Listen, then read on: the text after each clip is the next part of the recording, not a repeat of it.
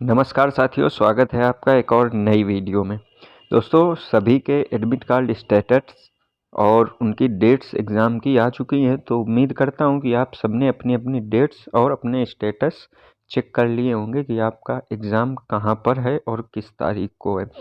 तो exam dates आने के बाद बच्चों के बीच में सबसे बड़ी प्रॉब्लम ये आती है, जो मैंने देखी है खुद एज ए स्टूडेंट, वो मैंने ये देखी है कि एग्ज़ाम डेट्स आने के बाद काफ़ी ज़्यादा कन्फ्यूज़न दिमाग में क्रिएट हो जाता है कि अब करें तो क्या करें, क्योंकि एग्ज़ाम डेट भी आ चुकी। अब आप प्रेशराइज होने लगते हैं कि अब जो लास्ट के दिन बचे हैं उन दिनों में क्या कर सकते हैं। देखो, किसी का एग्ज़ाम 10 तारीख को होगा, 10 जनवरी को, और किसी का होगा 13 फरवरी को लास्ट में, ठीक है।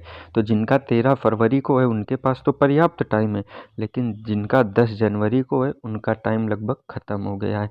तो उसी चीज़ को लेके इस वीडियो में हम लोग बात करेंगे कि लास्ट टाइम पे आप क्या कर सकते हैं जिससे आपका स्कोर बूस्ट हो सके, क्योंकि लास्ट टाइम की पढ़ाई आपका जो 5 से 10 नंबर का स्कोर होती है ये बूस्ट करा देती है, और यही 5 से 10 नंबर आपके सिलेक्शन के लिए पर्याप्त होते हैं।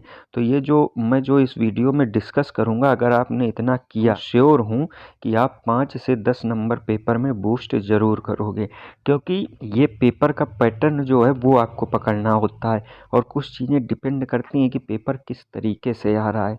तो जिनका लास्ट में है उनको तो बहुत फ़ायदा होगा, वो चाहें तो अपना 15 नंबर तक बूस्ट कर सकते हैं, लेकिन स्टार्टिंग वाले 5 से 10 नंबर तक लास्ट कुछ दिनों में बूस्ट कर सकते हैं। सबसे पहले तो बात करूंगा कि आपने क्या क्या पढ़ लिया है।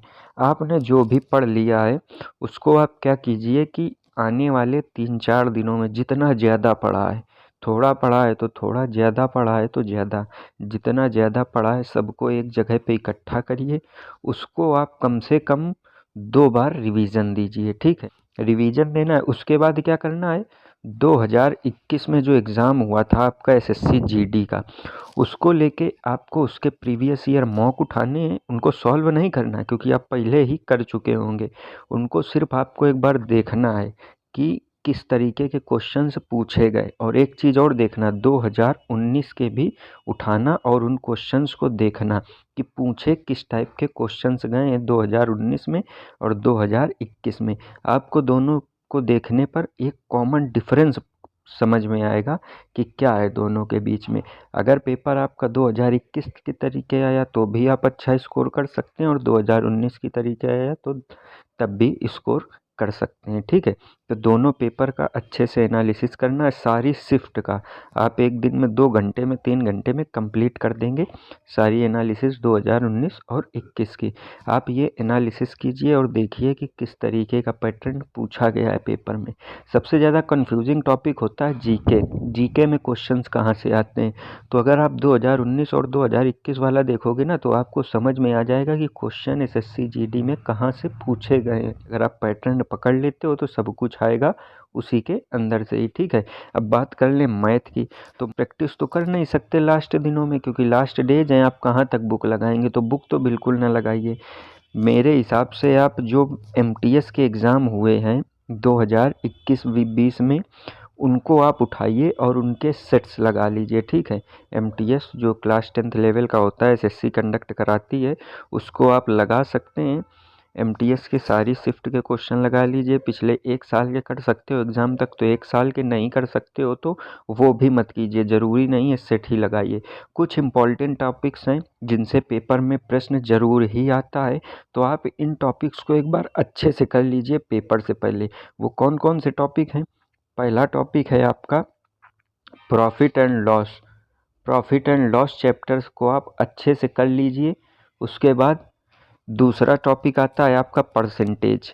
परसेंटेज को भी आप अच्छे से कीजिए। परसेंटेज करने के बाद आपका जो तीसरा टॉपिक आता है वो आता है आपका मेंसुरेशन। देखिए, मेंसुरेशन से 2 क्वेश्चन आपका पूछेगा ही पूछेगा, क्योंकि 20 क्वेश्चंस हैं आपके पेपर में, और 20 क्वेश्चंस के लिए आपको मेंसुरेशन में 2 क्वेश्चंस देगा ही देगा। और एसएससी जीडी का जब आप पैटर्न देखेंगे 2019 और 21 का, तो आपको एक चीज़ समझ में आएगी कि मेंसुरेशन में भी चांसेस हैं कि वो ज़्यादातर कोन और सिलेंडर का ही क्वेश्चन देगा पेपर में। कोन और सिलेंडर का क्वेश्चन मेंसुरेशन से ज़्यादा देता है, तो इन 2 टॉपिक्स को आप मेंसुरेशन में अच्छे से कवर करो, क्योंकि हो सकता है इन्हीं दोनों से चांसेस हैं कि आपके पेपर में प्रश्न बनेगा।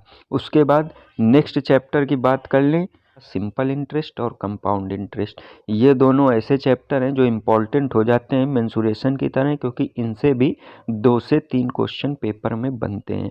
तो मैंने आपको कौन कौन से चैप्टर बताए, profit and loss, percentage, mensuration और एसआई और सीआई।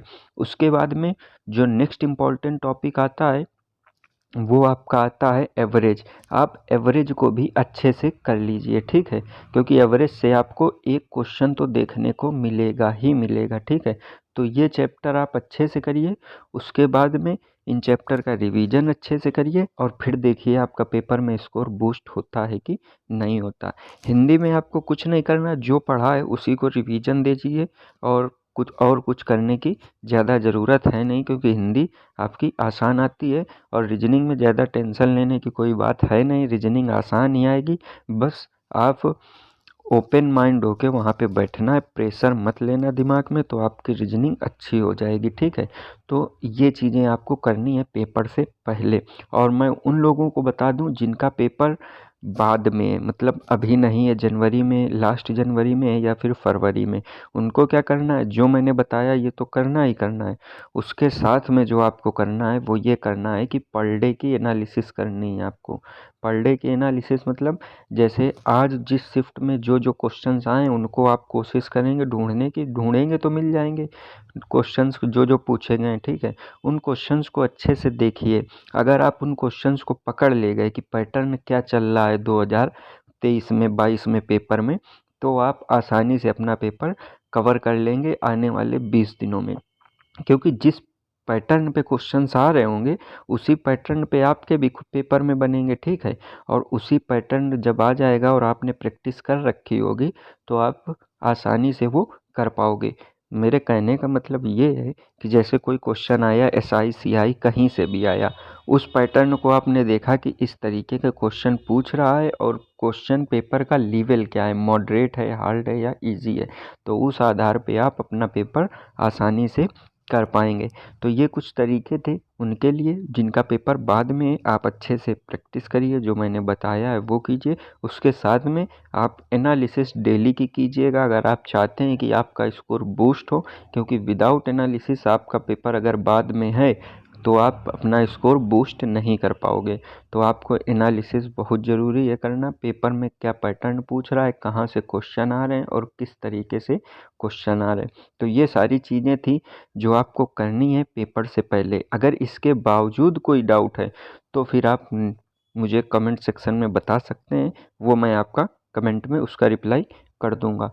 और कुछ इम्पॉर्टेंट क्वेश्चंस की जो पीडीएफ है वो आपको टेलीग्राम चैनल पे मिल जाएगी, वहाँ पे नीचे डिस्क्रिप्शन पे लिंक है, वहाँ से जाके ज्वाइन हो जाना।